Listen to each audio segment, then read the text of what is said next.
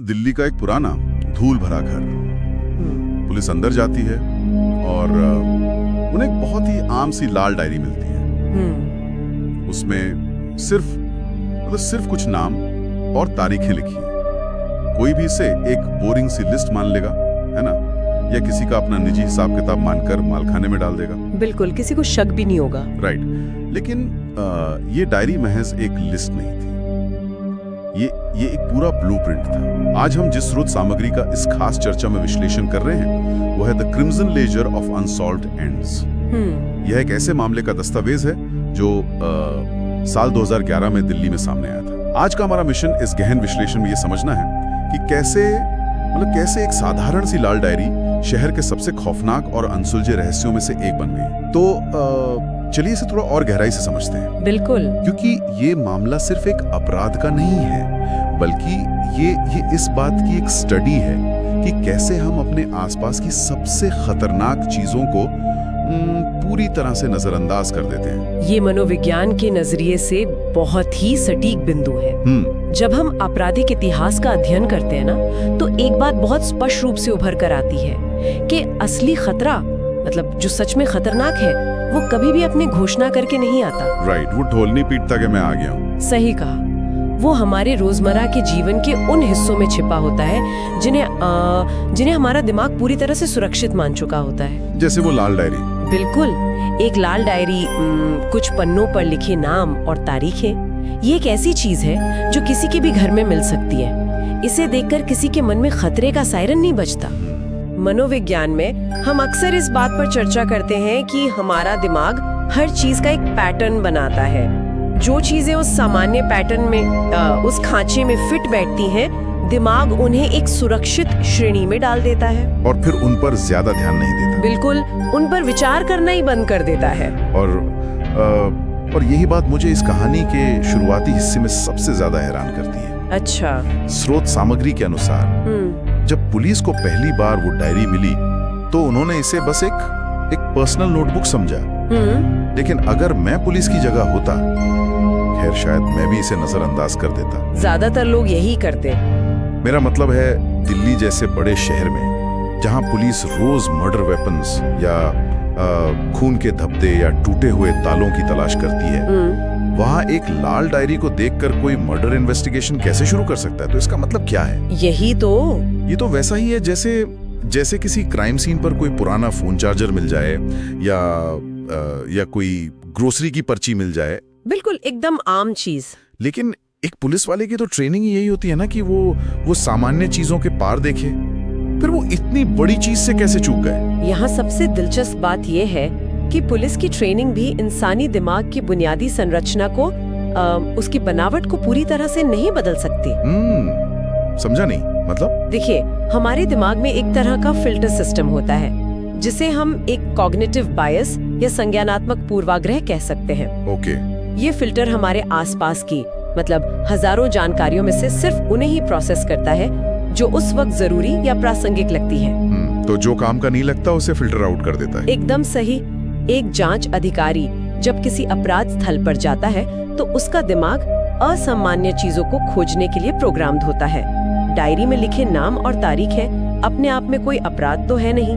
Right, वो तो कोई भी लिख सकता है। बिल्कुल, वे एक प्रशासनिक काम की तरह लगते हैं जब तक डायरी में स्पष्ट रूप से कोई धमकी ना लिखी हो, जैसे मैं तुम्हें मार दूंगा या ऐसा कुछ। हाँ, जब तक ऐसा कुछ ना हो तब तक बिना किसी और संदर्भ के सीधे किसी खौफनाक साजिश का शक होना स्वाभाविक नहीं है। दिमाग हमेशा सबसे तार्किक और कम मेहनत वाले निष्कर्ष पर पहले पहुंचता है। तो इसका मतलब है कि वो डायरी वास्तव में किसी मालखाने में धूल खाती रहती? बहुत मुमकिन है। वो एक अज्ञात वस्तु बनकर रह जाती अगर वो एक विशिष्ट घटना नहीं घटती। सही बात है, वो घटना ही टर्निंग पॉइंट थी। स्रोत के अनुसार कुछ ही दिनों बाद पुलिस को एक लाश मिलती है और ये लाश किसी अनजान व्यक्ति की नहीं थी, बल्कि उस इंसान की थी जिसका नाम उस लाल डायरी में दर्ज था। अब अचानक से संदर्भ पूरी तरह से बदल जाता है। वो जो पर्सनल नोटबुक थी ना, वो एक अहम सबूत बन जाती है। बिल्कुल, अब वो सिर्फ एक डायरी नहीं रही। राइट, जब पुलिस उस डायरी को दोबारा खोलती है तो उन्हें एहसास होता है कि ये महज नामों की सूची नहीं थी। उसमें बहुत कुछ था। हर पन्ने पर उन लोगों की आदतें, उनकी लोकेशन और उनके रोजमर्रा के जीवन की बारीक जानकारी लिखी हुई थी। मतलब एक पूरा डेटाबेस। हाँ, कौन कितने बजे उठता है, वीकेंड पर कहाँ जाता है, कौन सी बस लेता है। यहाँ कहानी सच में बहुत दिलचस्प हो जाती है। क्योंकि ये सिर्फ एक हत्यारे का काम नहीं लगता, ये एक बिल्कुल अलग तरह की मानसिकता है। बिल्कुल, ये कोई आवेग में किया गया अपराध नहीं था जिसे हम क्राइम ऑफ पैशन कहते हैं। राइट। ये एक बहुत ही ठंडे दिमाग से की गई व्यवस्था थी। डायरी का ये लेआउट अपने आप में कहानी कहता है। अगर हम इसे आज के संदर्भ में देखें ना, तो ये मुझे किसी पुरानी डरावनी कहानी के शिकारी जैसा नहीं लगता जो जंगल में छुपकर वार करता है। दिलचस्प तुलना है। ये मुझे आज के एक आधुनिक एल्गोरिदम जैसा लगता है। अरे वाह, क्या बात कही आपने। जैसे कोई social media platform data points इकट्ठा करता है ना, कि हम कितने बजे ऑनलाइन आते हैं, किस चीज पर क्लिक करते हैं, कहाँ जाते हैं, ताकि वो हमारे व्यवहार का एक प्रेडिक्टिव मॉडल बना सके। बिल्कुल। वो इंसान भी यही कर रहा था। वो एक फिजिकल एल्गोरिदम बन गया था जो इंसानों का डेटाबेस तैयार कर रहा था। ये सोचना बहुत ही विचलित करने वाला है कि किसी का पूरा जीवन, उसकी छोटी छोटी आदतें महज कुछ कागज के पन्नों पर डेटा की तरह दर्ज की जा रही थी। अगर हम इसे बड़े परिदृश्य से जोड़ें, हाँ, तो ये एक बहुत ही महत्वपूर्ण मनोवैज्ञानिक अवधारणा की तरफ इशारा करता है। वो क्या? जिसे हम इल्यूजन ऑफ कंट्रोल या नियंत्रण का भ्रम कह सकते हैं। Illusion of control. ओके। हाँ। एक स्टॉकर या जुनूनी अपराधी के लिए सिर्फ किसी की हत्या कर देना अंतिम लक्ष्य नहीं होता। तो फिर क्या होता है? हत्या तो बस उस नियंत्रण का एक अंतिम, एक पूर्ण विराम वाला बिंदु है। असली आनंद, उन असली मनोवैज्ञानिक संतुष्टि उस डेटा को इकट्ठा करने में है। मतलब उस पूरी प्रोसेस में। बिल्कुल। जब कोई व्यक्ति किसी दूसरे इंसान की इतनी बारीक जानकारी अपने पास रखता है, तो वो अवचेतन रूप से उस व्यक्ति की वास्तविकता का मालिक बन जाता है। अरे बाप रे। उसे लगता है कि वो उस इंसान की जिंदगी का हर एक पहलू तय कर सकता है। वो लाल डायरी उस अपराधी के लिए महज एक टूल नहीं थी, वो उसकी सत्ता का केंद्र थी। उस डायरी के जरिए वो एक ऐसी दुनिया बना रहा था जहाँ हर चीज व्यवस्थित थी और पूरी तरह से उसके नियंत्रण में थी। ये एक बहुत ही डरावना विचार है। मतलब एक ऐसी दुनिया जहाँ पीड़ित को पता भी नहीं है कि कोई उसके जीवन की पटकथा लिख रहा है। बिल्कुल, वो तो अपनी नॉर्मल जिंदगी जी रहा है। हाँ? और ये पटकथा कितनी घातक थी, इसका पता पुलिस को डायरी के आखिरी पन्ने पर चला। वो सबसे खौफनाक हिस्सा है। स्रोत सामग्री बताती है कि जब पुलिस उस डायरी को गहराई से खंगाल रही थी, तो सबसे अंत में बिल्कुल लास्ट पेज पर उन्हें एक नया नाम मिला। अब तक डायरी में जो कुछ भी था वो अतीत था, हो चुका था। राइट। लेकिन ये नया नाम एक जीवित व्यक्ति का था। ये केस अचानक से, मतलब इतिहास खंगालने से बदलकर भविष्य को रोकने की एक बहुत बड़ी चुनौती बन गया। एक रेस अगेंस्ट टाइम। बिल्कुल। पुलिस तुरंत उस आदमी के घर की ओर दौड़ पड़ती है। इस स्थिति की कल्पना करना ही सिहरन पैदा करता है। हाँ, मतलब सोचिए उनका स्ट्रेस लेवल क्या आ रहा होगा। पुलिस को लगा होगा कि ये एक ऐसा मौका है जो कभी कभार ही मिलता है, अपराध होने से पहले उसे रोकना। उन्हें लगा होगा कि वे फाइनली उस एल्गोरिदम से, उस हत्यारे से एक कदम आगे निकल गए हैं। एक जांच एजेंसी के लिए ये एक बहुत बड़ा मनोवैज्ञानिक टर्निंग पॉइंट होता है, जब आप हमेशा अपराध होने के बाद सबूतों के पीछे भाग रहे हो। हाँ, क्राइम होने के बाद की भागदौड़। राइट। तो किसी घटना को पहले ही रोकने का मौका मिलना पूरे सिस्टम में एक नई ऊर्जा भर देता है। उन्हें लगा होगा कि डायरी के रूप में उन्हें हत्यारे का पूरा मास्टर प्लान मिल गया है। लेकिन एक मिनट रुकिए, यहाँ मुझे एक चीज बहुत हटक रही है। चले इसे तर्क कसौटी पर कसते हैं। ठीक है, बताइए। जो इंसान इतना परफेक्शनिस्ट है, जो महीनों तक बिना किसी की नजर में आए लोगों का डेटाबेस बनाता है, उनकी हर एक हरकत को डायरी में दर्ज करता है, वो अपनी इतनी कीमती डायरी, अपनी वो सत्ता का केंद्र उस पुराने घर में ऐसे ही क्यों छोड़ जाएगा? बहुत सही सवाल है। क्या ये संभव है कि इतने ठंडे दिमाग वाला व्यक्ति अचानक इतनी बड़ी गलती कर दे और अपना सबसे अहम दस्तावेज भूल जाए? मुझे ये बात हजम नहीं हो रही। ये एक बहुत ही महत्वपूर्ण सवाल खड़ा करता है और इसका विश्लेषण हमें अपराधी मनोविज्ञान के एक बहुत ही जटिल पहलू की ओर ले जाता है। मतलब ये कोई भूल नहीं थी? बिल्कुल नहीं। जब कोई सीरियल ऑफेंडर इतने लंबे समय तक बिना पकड़े गए अपने मंसूबों में कामयाब होता रहता है ना, तो उसके भीतर एक चरम स्तर का अहंकार या नार्सिसिज्म पैदा होने लगता है, डायरी का उस घर में मिलना कोई गलती नहीं थी, या ये एक सोची समझी चाल थी? एक चाल पुलिस को फंसाने के लिए? हाँ, ये एक मनोवैज्ञानिक खेल का हिस्सा था, जहाँ अपराधी अब अपनी उस एकांत दुनिया से बाहर निकलकर एक दर्शक वर्ग चाहता था। उसे ऑडियंस चाहिए थी। बिल्कुल, वो पुलिस को ये बताना चाहता था कि देखो, मैं ये सब कर रहा हूँ, मैंने तुम्हें अपना ब्लूप्रिंट दे दिया है, मैंने तुम्हें अगला नाम भी बता दिया है, लेकिन फिर भी तुम इतने कमजोर हो कि मुझे रोक नहीं पाओगे। मतलब वो सीधा चैलेंज कर रहा था। एकदम, ये एक चुनौती थी। एक ऐसा इंसान जो नियंत्रण का इतना भूखा हो, वो अपनी डायरी गलती से नहीं छोड़ता, वो उसे वहाँ प्रेजेंट करता है, ठीक उसी तरह जैसे कोई अपनी किसी मास्टरपीस कलाकृति को प्रदर्शनी में रखता है। तो ये डायरी महज एक सबूत नहीं थी, ये एक आमंत्रण था, पुलिस को उसके बिछाए हुए जाल में बुलाने का एक निमंत्रण। और ये बात उस नज़ारे से बिल्कुल स्पष्ट हो जाती है जो पुलिस को उस नए नाम वाले इंसान के घर पर मिला। वो दृश्य तो सच में बहुत भयानक था। स्रोत में बहुत स्पष्ट रूप से बताया गया है कि जब पुलिस उस व्यक्ति को बचाने के लिए उसके घर पहुंची तो उन्हें मुख्य दरवाजा खुला मिला। अब दिल्ली जैसे शहर में कोई भी अपने घर का मुख्य दरवाजा यूं ही खुला नहीं छोड़ता।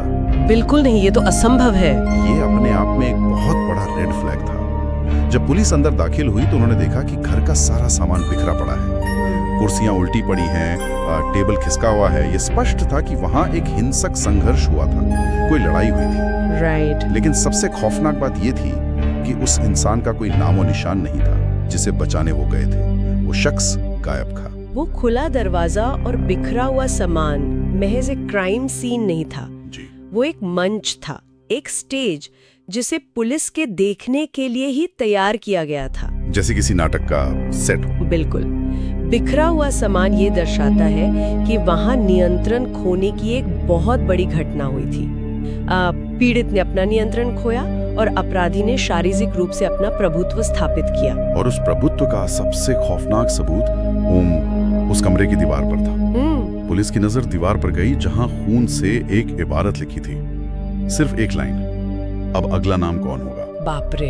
ये दृश्य ऐसा लगता है जैसे किसी ने पुलिस की पूरी व्यवस्था के उनके मुंह पर तमाचा मारा हो। बिल्कुल। उन्होंने सोचा था कि वे हत्यारे से एक कदम आगे हैं, लेकिन असल में वो उस खेल का हिस्सा बन चुके थे जिससे हत्यारा ही कंट्रोल कर रहा था, वो भी पूरी तरह से। ये खून से लिखा पैगाम मुझे किसी ऐसे व्यक्ति का काम लगता है जो अब सिर्फ एक इंसान को नहीं बल्कि पूरे सिस्टम को चकमा दे रहा है। उसने डायरी में पेन से लिखा था, बहुत करीने से, एकदम साफ सुथरा, लेकिन दीवार पे खून से लिखना ये एक बहुत बड़ा शिफ्ट है। ये शिफ्ट बहुत ही महत्वपूर्ण है। डायरी में पेन से लिखना एक व्यवस्थित, शांत और एकांत में की जाने वाली प्रक्रिया थी, वो उसकी अपनी दुनिया थी।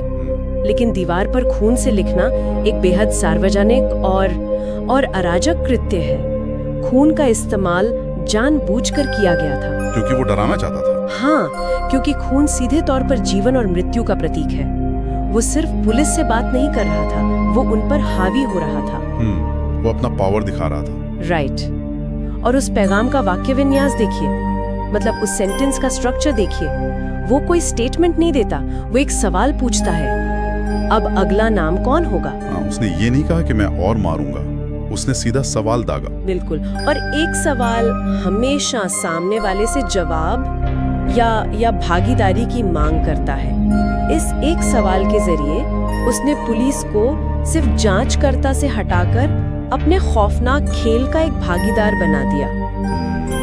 उन्हें गेम में इन्वॉल्व कर लिया। हाँ, वो उन्हें ये महसूस करा रहा था कि अब उनके हर कदम के पीछे एक ही डर होगा कि वे हमेशा एक कदम पीछे रहने वाले हैं। और ये बात सच भी साबित हुई, क्योंकि इस घटना के बाद वो डायरी लिखने वाला कभी नहीं मिला। वो पूरी तरह से गायब हो गया, जैसे कोई जादूगर अपनी ट्रिक दिखाकर हवा में गायब हो जाता है बिना कोई और सुराग छोड़े। ये सबसे ज्यादा परेशान करने वाली बात है। ये 2011 का मामला आज भी दिल्ली पुलिस की फाइलों में एक अनसुलझे रहस्य के तौर पर दर्ज है। अगर हम इस पूरे विश्लेषण को समेटें तो ये सिर्फ एक मर्डर मिस्ट्री नहीं है, ये इंसान के भीतर छिपे उस बेहद ठंडे और व्यवस्थित अंधेरे की कहानी है जिसे पहचान पाना लगभग असंभव है। बिल्कुल सही कहा। यह इस बात का एक संक्षिप्त सबक है कि कैसे सबसे खतरनाक चीजें अक्सर अक्सर सबसे सुरक्षित दिखने वाले आवरण में लिपटी होती हैं, जैसे वो लाल डायरी। नियंत्रण और सत्ता की यह भूख सिर्फ शारीरिक नुकसान तक सीमित नहीं रहती, बल्कि ये पूरी व्यवस्था को अपने अहंकार का खेल बना लेती है। बिल्कुल। ये मामला इस बात का एक बहुत ही स्पष्ट उदाहरण है कि जब कोई व्यक्ति मनोवैज्ञानिक रूप से इस हद तक गिर जाता है जहां दूसरे इंसानों की जिंदगी उसके लिए सिर्फ कुछ डेटा पॉइंट्स बनकर रह जाती है। हाँ, मैजिक नंबर। हाँ, तो उसे रोकना किसी भी जांच एजेंसी के लिए सबसे बड़ी चुनौती बन जाता है। वो लाल डायरी इस बात का प्रतीक है कि अपराध हमेशा बंदूक या चाकू से शुरू नहीं होता। राइट। कभी-कभी उसकी शुरुआत एक पेन और एक कोरे पन्ने से होती है। और यही वो विचार है जो इस गहन चर्चा के बाद सबसे ज्यादा परेशान करता है। हम सभी, मतलब आम लोग, ये मान लेना चाहते हैं कि कहानी वहीं खत्म हो गई, कि जब वो इंसान उस खुले दरवाजे से बाहर निकला तो उसने अपनी वो खौफनाक आदत वहीं छोड़ दी होगी। लेकिन काश ऐसा होता। वही तो। इस तरह के जुनूनी व्यवहार अक्सर रातों रात खत्म नहीं होते।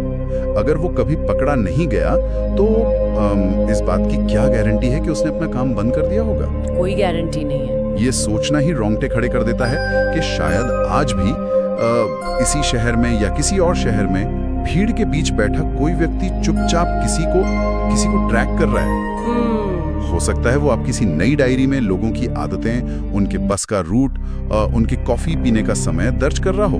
बिल्कुल संभव है। बस शायद इस बार उस डायरी का रंग लाल ना हो।